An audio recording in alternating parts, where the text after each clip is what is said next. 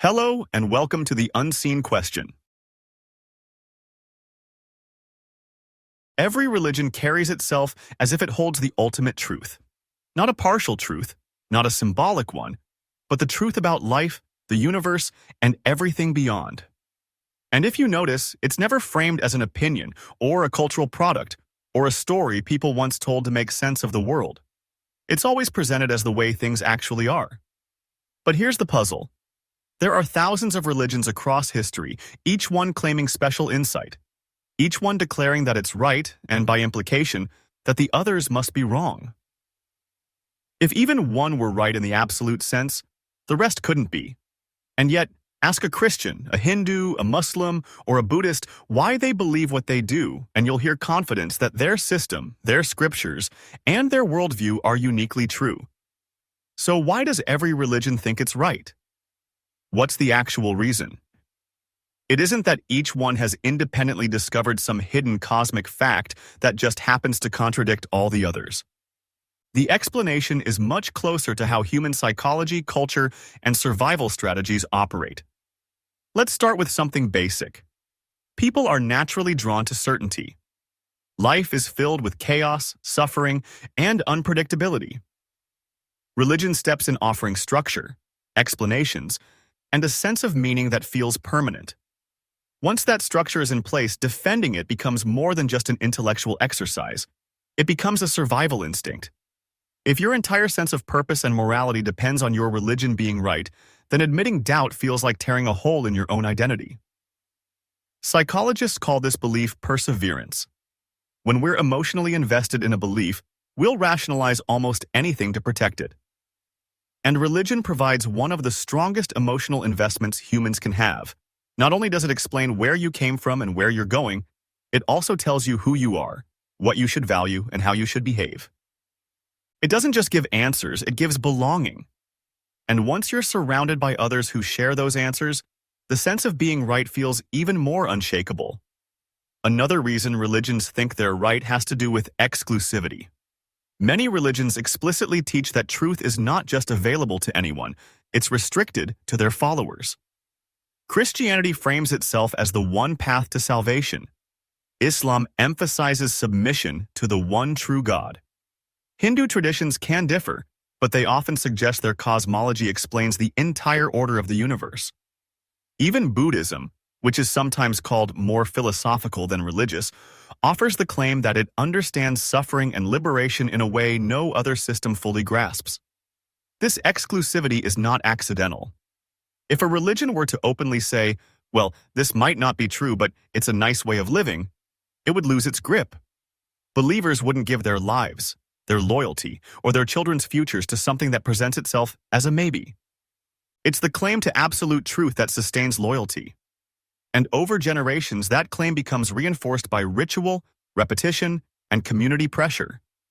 But there's also something deeper going on, something evolutionary.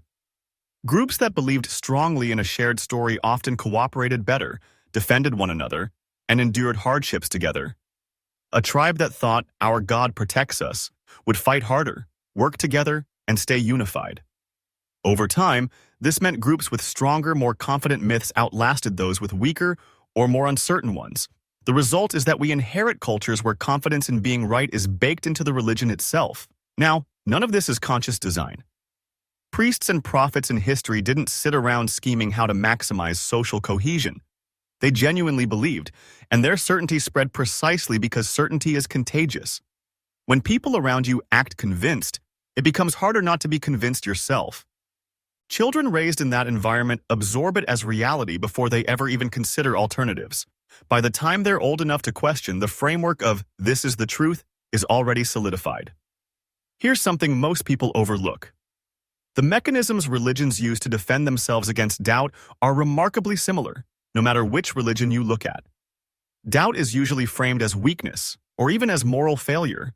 Questions are often answered with more scripture, more ritual, more authority, not with genuine openness.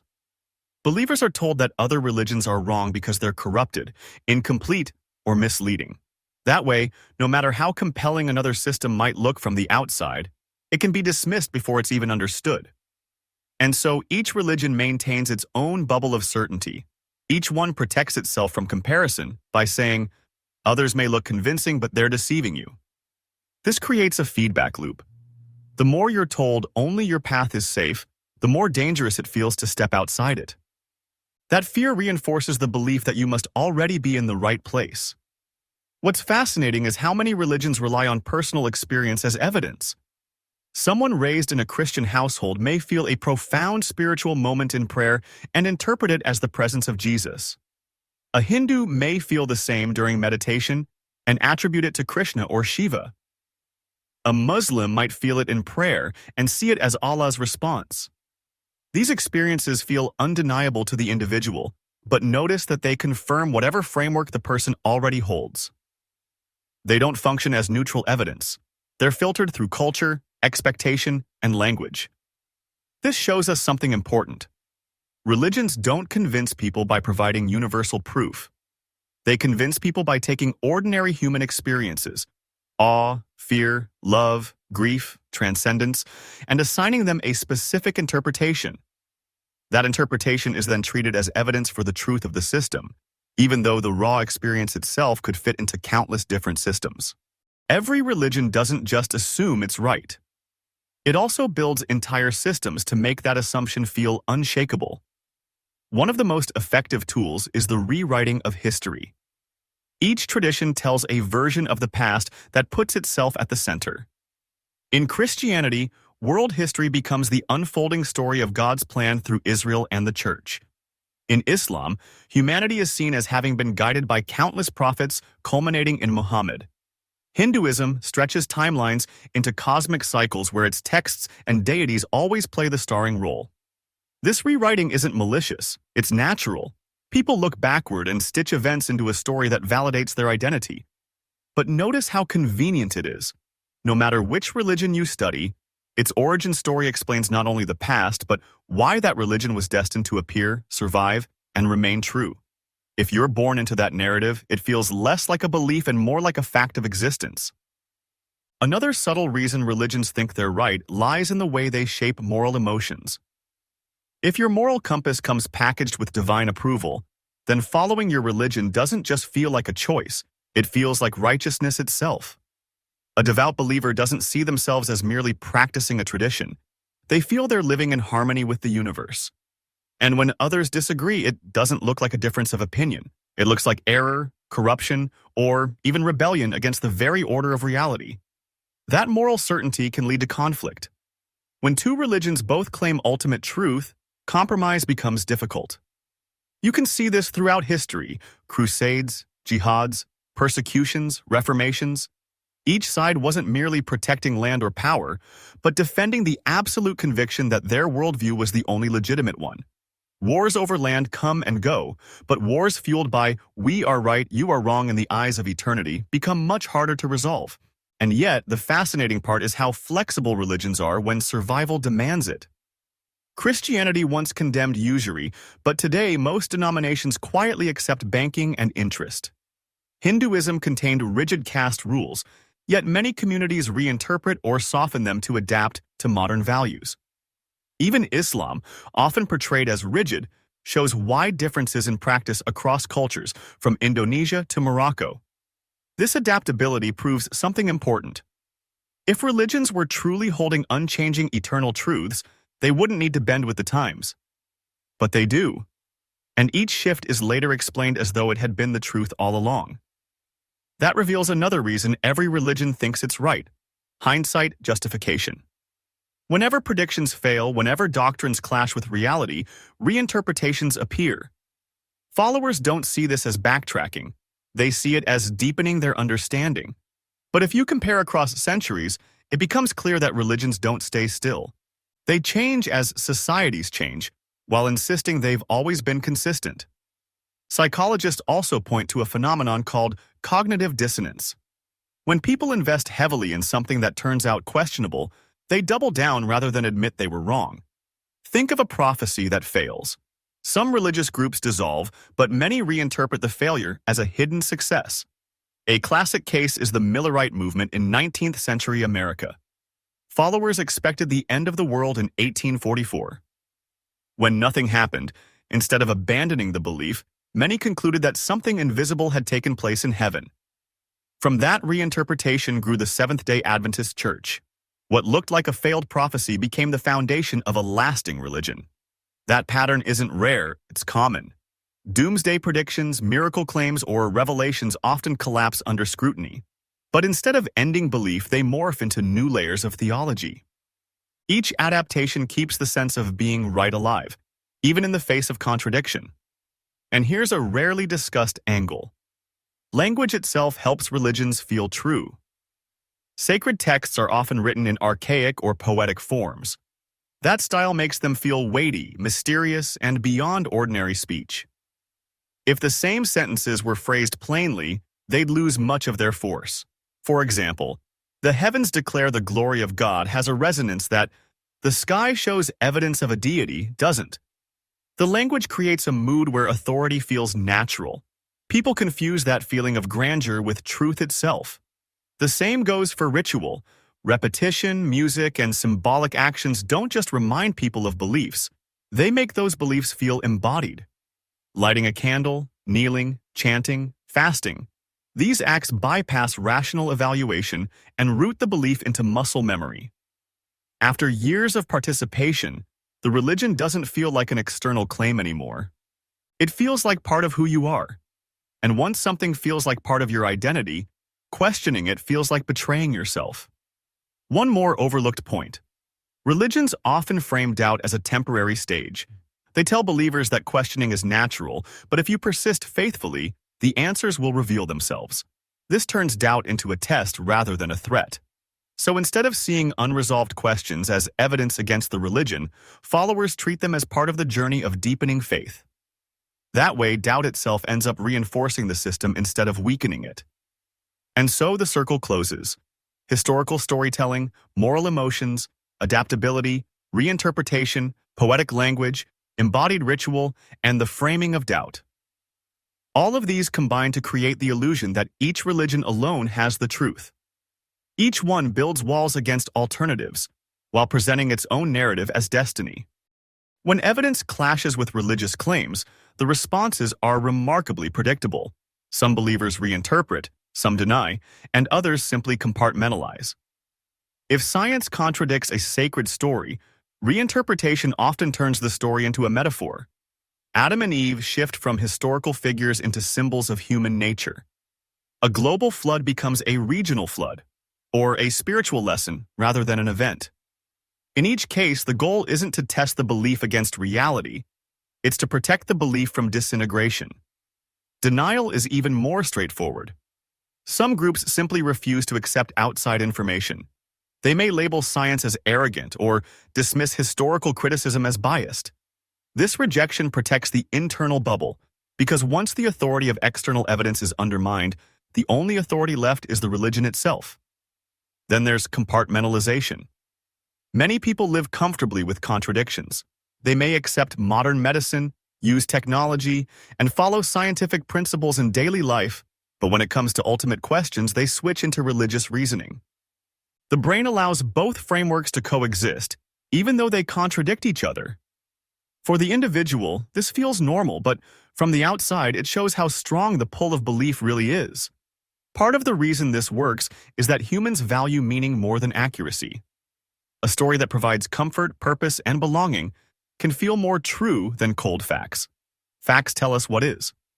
Stories tell us why it matters. Religion thrives in that space. It offers grand narratives about where we come from, why we suffer, and what happens after death.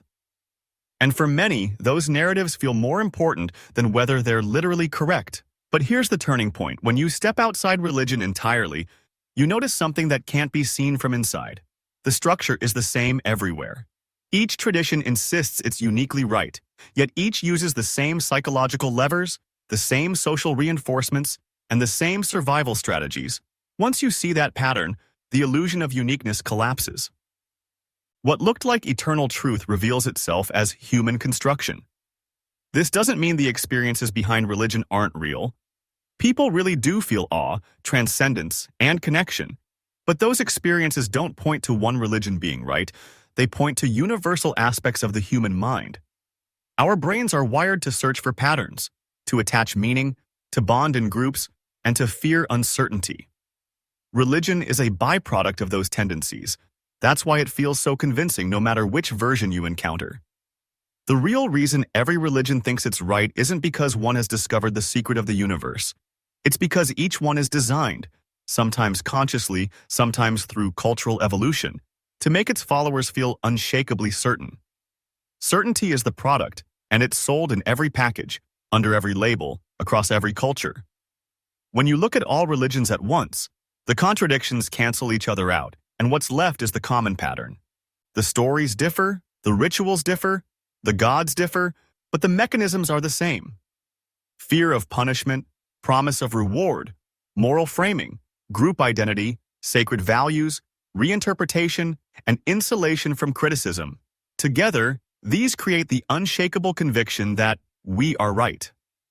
Stepping outside the circle shows the irony. Every religion can't be right, but every religion can feel right. And that feeling is powerful enough to drive wars, inspire art, comfort the dying, and control entire civilizations. But feeling right doesn't make it true. It only makes it human. If we step back and compare religions side by side, a striking fact appears: they can't all be right. Their claims about the nature of reality contradict each other in ways that are impossible to reconcile. Christianity says there is one God who created the world and revealed himself through Christ. Hinduism describes a universe filled with many deities, each with different forms and roles, operating in endless cycles of creation and destruction. Buddhism denies the existence of a permanent creator altogether. Islam insists that Muhammad is the final prophet, while other traditions either reject prophecy entirely or elevate different figures. These differences aren't minor details. They're foundational. They can't be harmonized without stripping each religion of what makes it unique. And yet, within each tradition, believers treat their system not as one option among many, but as the framework that explains all reality. That's why you see arguments where one group insists everyone else is deceived, even though they're making equally confident claims from the other side. Why is this tolerated by believers? Because human psychology doesn't require consistency to maintain belief. It requires coherence within the group. As long as the story fits the local culture, the rituals reinforce belonging, and the authority figures provide certainty. Contradictions with outsiders don't matter. The human brain is wired to protect the group narrative, even if it means ignoring glaring conflicts. Anthropologists call this parochialism, loyalty to one's own group even at the expense of truth. And religion amplifies parochialism by attaching ultimate meaning to it. You're not just loyal to your family or tribe, you're loyal to the divine itself. That makes stepping outside the group feel almost impossible. Who wants to risk eternal punishment or cosmic rejection for the sake of intellectual consistency? This raises another point: fear. Nearly every religion introduces consequences for disbelief. Christianity frames it as hell or eternal separation. Islam describes judgment and punishment for those who reject God. Hindu traditions warn of bad karma or lower rebirths. Even religions that don't focus on punishment, like Buddhism, still suggest that rejecting the path means continuing in cycles of suffering. Fear is a powerful motivator. You can argue with ideas, but it's much harder to argue with the feeling that your soul is at stake. And once fear is tied to doubt, staying inside the system feels safer than questioning it. Fear doesn't have to prove the religion is right. It just has to make leaving unthinkable. But religions don't rely only on fear. They also use reward: eternal bliss, enlightenment, union with God, escape from suffering. These promises are presented as so overwhelmingly good that even a small chance of them seems worth committing your life to. The philosopher Pascal once suggested that belief in God was a wager. If God exists, believers win everything, and if not, they lose little. Religions thrive on that kind of calculation, because the human mind often values potential infinite reward over practical evidence. Here's where psychology adds another layer. Humans are prone to confirmation bias. Once we expect something, we notice only the evidence that seems to support it. A believer who prays and coincidentally recovers from illness sees proof of divine intervention. But when prayers fail, the explanation shifts. Maybe it wasn't God's will. Maybe there's a lesson. Maybe the timing isn't right. Both success and failure are reinterpreted as evidence for the system. No result can ever count against it. Now, add social proof to the mix. If you're surrounded by millions of people who believe the same story, it doesn't feel like a personal opinion. It feels like common sense. In societies where one religion dominates, most people don't even recognize it as a belief system. They see it simply as reality. That's why children raised in highly religious cultures often internalize faith before they're old enough to evaluate alternatives. By adulthood, the idea that other religions could be equally confident but contradictory feels shocking, even threatening. And yet, when you look from outside, it's clear. Every religion insists on being right, but they're all using the same tools: fear, reward, confirmation bias, social proof, ritual, and identity to justify themselves. It's not that one has a better method, it's that the methods themselves work on human psychology regardless of the content. That's why religions survive even when their factual claims are discredited. Ancient people believed thunder was a god's anger. When science explained lightning, religions didn't vanish. They simply adjusted. The details change. But the structure of certainty remains. And so each religion can continue thinking it's right, because the feeling of rightness comes from human psychology, not from evidence about reality. And here's an angle that rarely gets mentioned. Religions often create problems that only they claim to solve. Christianity, for instance, introduces the idea of original sin, then presents salvation as the cure. Buddhism defines life as suffering, then offers the Eightfold Path as the way out. Islam frames human disobedience as the problem, then says submission is the answer. If you didn't adopt the religious framework, the problem wouldn't exist in the first place. But once you accept the framing, the solution looks necessary, and the religion looks correct for providing it. It's a self-enclosed logic. Define the disease, sell the cure, and because both are wrapped in sacred authority, believers don't question the initial definition. They just feel gratitude that the cure exists. That gratitude reinforces the belief that their religion must be right, since it addresses the deepest issue they can imagine. Religions also strengthen their sense of being right by cultivating moral superiority. Believers are often told that their way of life isn't just different, it's higher, cleaner, or more virtuous.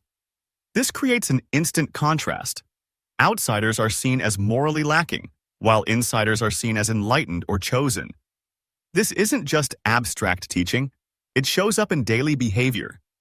A believer may see kindness in their community and credit their religion for it. When they see cruelty outside their community, it's blamed on the absence of faith. But the reverse is rarely considered. Goodness outside their group is dismissed as incomplete, and cruelty inside their group is excused as human weakness rather than evidence against the religion. Sociologists point out that this moral framing makes religions function as identity systems as much as belief systems. Being right isn't only about cosmology or doctrine. It's about belonging to the group that claims the moral high ground. That's why converts often describe the shift not only as intellectual, but as emotional. Joining a religion feels like becoming part of the good side. Authority plays another role. In nearly every tradition, there are figures, priests, imams, monks, rabbis, gurus, whose very presence reinforces the truth claim. Their role is not just to teach, but to embody the faith. For followers, the authority figure becomes living proof that the system works. If the leader appears wise or disciplined, people assume it must be because of the religion. Charisma, status, or even age can amplify this impression. But authority cuts both ways.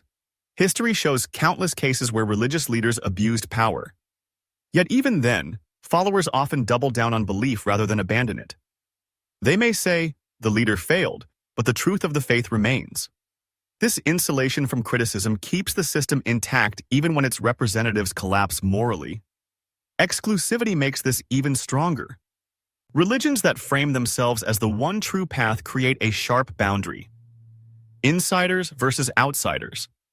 That boundary strengthens loyalty because it creates a sense of being chosen, but it also fuels conflict because if you're chosen, then others must be excluded.